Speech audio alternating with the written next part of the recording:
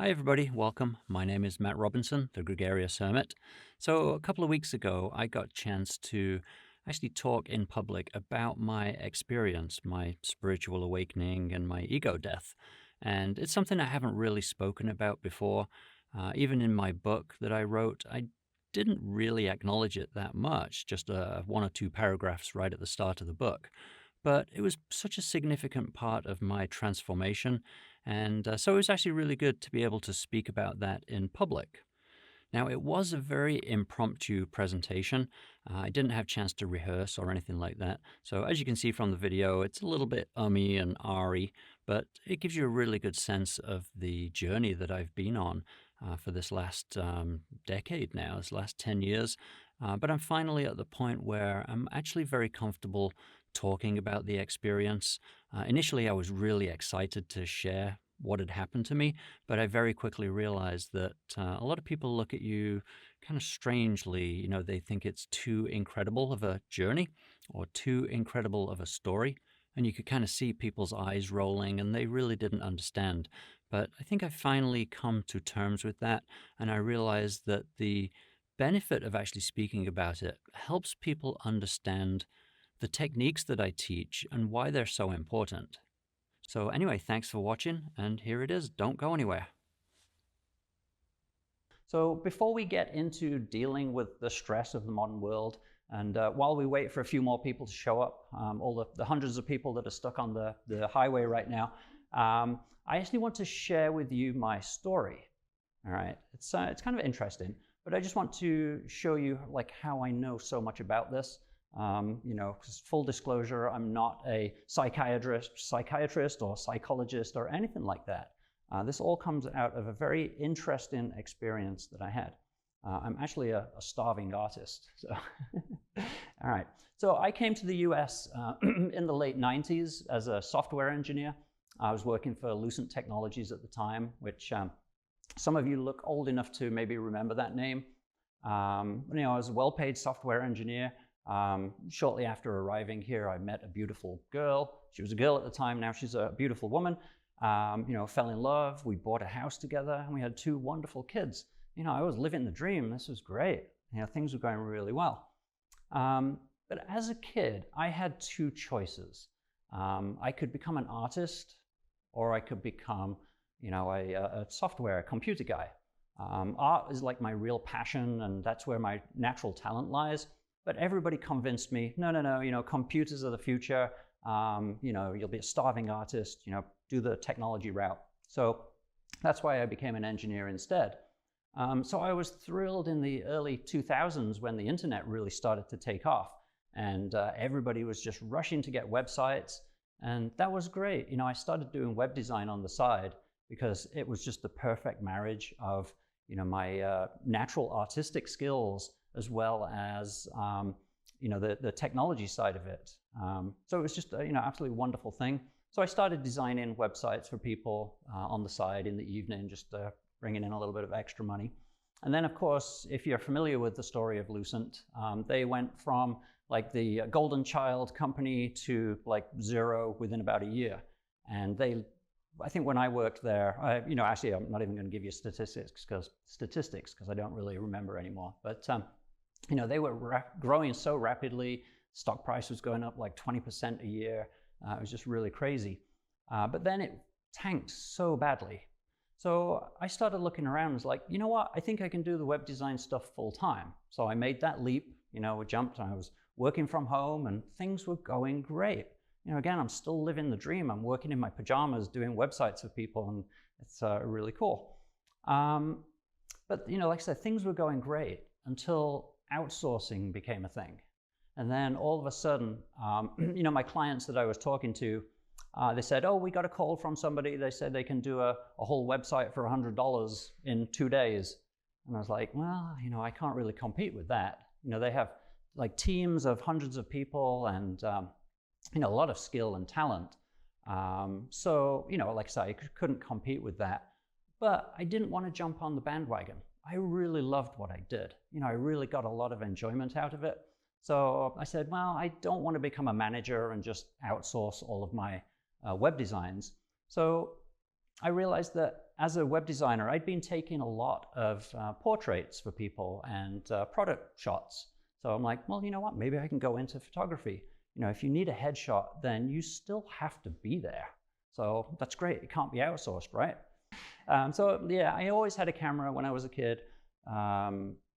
All right, so, you know, again, we did really well for a while with the web design stuff. And then I jumped into the photography, and, you know, we worked from home for a few years, just going on location, doing pictures for people. And then I convinced my wife that we should open a studio. You know, I'm making, you know, good money, you know, working out of the house. But if I get a legit business, a storefront, you know, we'll make so much money, we'll be rich, you know, things are going to be great. And so we went ahead and did that. And again, we were living the dream, you know, things were going great for a few years. And then all of a sudden, smartphones and Facebook really took off. And now, you know, who's going to pay, you know, for an expensive professional photographer and buy an expensive canvas for above the fireplace that looks out of date after a couple of years, when they can post a grainy cell phone picture on Facebook every single day, and they can get all the thumbs up and the likes and the validation that they could ever, you know, wish for. So one by one in our town, all the photography studios just went out of business. And, you know, we were one of the last. And, you know, at the time I was paying about $3,000 a month for rent. And, you know, that, you know, you got to sell a lot of pictures to people to sort of pay for that. So, you know, our bank accounts started to go down, and, you know, we were kind of watching every penny we could. It got so bad, you know, we were deciding, like, should we pay the rent this month or should we pay the mortgage this month? And, you know, I was making excuses to the kids, like, you know, we can't go on vacation because something, you know, not saying, oh, we don't have enough money to go on vacation. You know, so things really started to go downhill pretty quickly. And so I was working all hours that I could to try to make ends meet. And, you know, I was just so stressed, I was depressed, I was just anxious and overwhelmed with everything. And I'd become an insomniac. You know, I hadn't really slept well for a couple of years. So I was just, you know, in a real kind of low. And then one year we lost 5 really close relatives in quick succession. And that was just, like, you know, devastating. My wife was so upset by that. And then the final straw for me was when my best friend got diagnosed with stage 3 brain cancer. And, you know, he was a young, successful guy, family, kids. And I just, you know, kind of sat down and said, what is life all about? Like, what's the point? It doesn't make any sense. And so as I lay in bed that night, I was just staring up at the ceiling fan.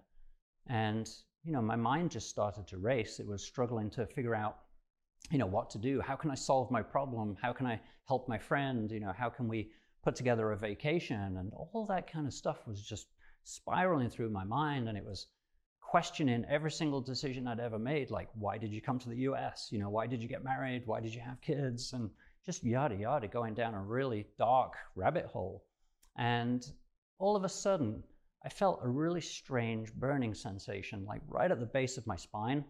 And I thought, God, that's all I need. Now I've got like a medical condition on top of everything else that's going on. But it grabbed my attention so much that I just sort of focused on it. And as I kind of paid attention to it, it started to grow stronger and stronger. And it started to rise up my spine. And, you know, for some reason, and, you know, I don't know why, but I was just compelled to do, actually, I should put that down so I don't use my middle finger, but, you know, compelled to do that, which I'm sure a lot of you guys recognize as the classic, you know, sort of meditation pose where you sit with your hands on your knees. But I just felt this overwhelming urge to do that as this energy was rising. And as soon as my fingertips touched, this energy like shot into my skull, and I was just propelled into this just amazing, blissful space that was just so peaceful. I mean, it was just like being wrapped in a warm blanket. You know, it was just like so much love, and everything was just so magical. You know, I didn't have a body. I was just in this space. And the most amazing thing was there was a knowing. Not like there was a voice in my head, but just knowing that everything was going to be okay. You know, and it was like such a relief. You know, it kind of really just changed everything. Just that like release from all of that stress and pressure. And then when I finally came back around, the ceiling fan slowly kind of came back into view. And, I was like, wow, that peace followed me. And I just fell right to sleep. It was so great. I hadn't really slept well for years, but I just fell right to sleep. And then the next morning when I woke up, everything was so refreshed. I felt like a new person. But also, as I looked around the room, everything looked brand new, like I'd never seen it before. It was just so amazing, so mesmerizing. I was so used to waking up each morning with like this rising panic, like, oh God, what have I got to do today? Is the bank gonna call? Are they gonna come and repossess the house? All kinds of stuff like that. And so, having that just suddenly disappear and not be in your life anymore was just absolutely amazing. But nothing had physically changed about my experience. I still had bills to pay. My friends still had brain cancer, but there was no voice in my head. So there was no drama. There was nothing, no panic. And I ended up, just getting things done. I'd procrastinated quite a lot because I was like, I should be working on that. Oh, no, I've got to work on that. That client's going to call. Oh, no, I need to do this. And so I found that, I was very kind of scattered and not really effective at getting work done. But after that experience, it was so enjoyable doing the work. And it was just one thing after another. And pretty quickly, I got all of my work done, in no time at all, just because I was like so focused and just enjoying every moment of that. So I did spend a lot of time Googling and looking for an explanation as to what had happened. And, if you ever Google electricity up the spine, then you get a lot of articles about electrocution and safety around cables and things like that. And, don't lick the outlets. But eventually I came across a yoga expression called Kundalini energy. And I was unaware of anything like that, chakras or any of that sort of mystical stuff. That's not a world that I lived in. But I started reading about this Kundalini energy and it being just this ancient energy that resides at the base of the spine. And Kundalini yoga is an attempt to try to encourage this energy to rise. And when it actually hits your head, you are literally connected to the universe. And so, I started reading more and more and more, and every single article I read all described exactly what had happened.